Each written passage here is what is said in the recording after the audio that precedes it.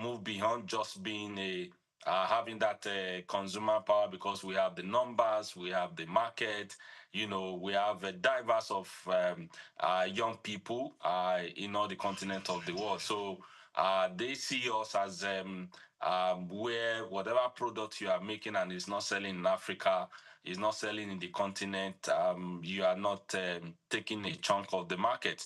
But we must know that a lot of things are shaping the way we do businesses, the way we consume, the way we purchase, or the way we buy things in the continent, thanks to the advent of social media, e-marketing, and all of that, drop shipping, whatever it is they want to call it. And I just believe that African should be owning some of this platform, not the producer who produce from outside the continent. They are the one, owning the platform. You talk about Alibaba, you talk about Amazon, you talk about other platform where e-commerce, where we do a lot of stuff. So I think because we have that purchase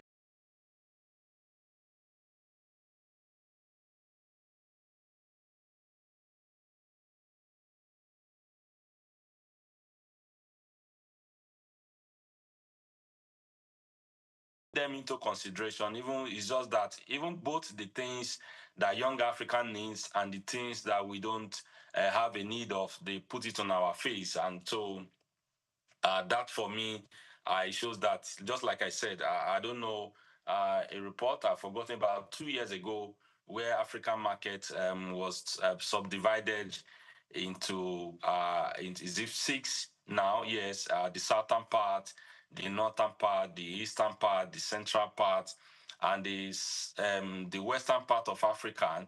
You know, all the countries were grouped together, and they removed Nigeria as a standalone market. That even if you want to play in Africa, you must consider this. So I just feel that now it's not just about what they want to produce, but what are the young people? What do they like? What can they help them push into the market? Let's leave it, just like you said.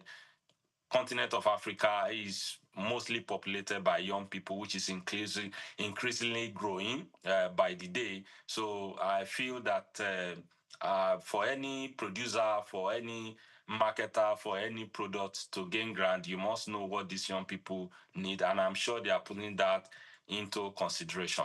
Right, but one of the things that young people leverage on, and you rightly said it, is social media. Social media, is one of their core strengths. But do you think, or would you say, that social media is doing so much good than harm when it comes to influencing African consumers on the products to buy and the brands to trust? No, I'm not sure. Or let me just put it this way, it's 50-50. Sometimes young African, they don't know, I stand to be corrected, we don't know what we need. It's just whatever they push to us. It's just like you don't have a choice. But if